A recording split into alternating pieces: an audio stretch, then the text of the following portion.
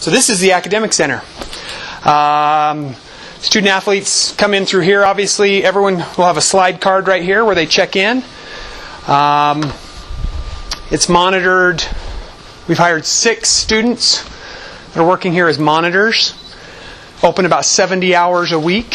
It'll be a place for, obviously, group study, and then we've got 3 individual breakout rooms here for study. An academic center advisor, one of our 3 academic advisors, will be stationed here. A little larger office over there where she can do tutoring.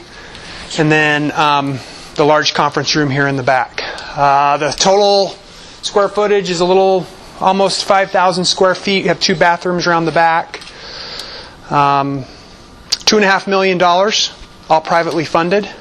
And designed by MMW, architects of Missoula, and then contractor was Jackson Contractor Group here out of Missoula as well. The idea was kind of this eyelash is what they called it. I let them do the design work. That looks good. We just got to stay on budget. But the idea was to create an entrance. There really was no entrance into the Adams Center, and so this gives the impression of an entrance in. It's LEED silver, so a lot of kind of cool features about that as well. I didn't pick out the furniture color. Jean's a far better.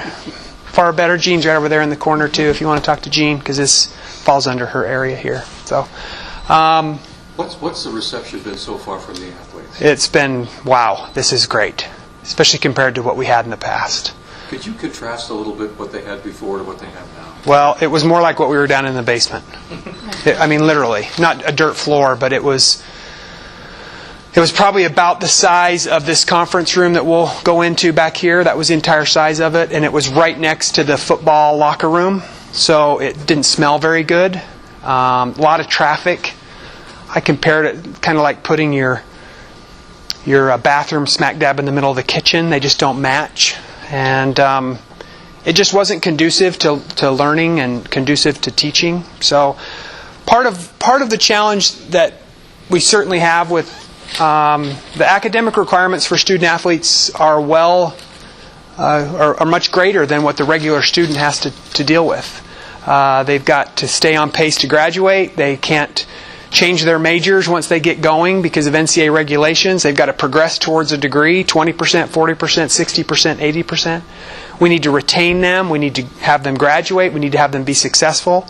They've got to take a full course load. There's no taking a semester off to maybe spend a little more time skiing or go on a study abroad or something like that. So certainly I feel like it's our obligation, our moral obligation, that when we bring them here, we're going to focus on them graduating and getting through, and that's what they're going to do. So in the previous years when you said you've had so much success with student athletes being there, I mean, when you consider the atmosphere they had to work in, I mean, it's pretty amazing. It is pretty amazing, and it is interesting that we've had some of the highest GPAs we've ever had.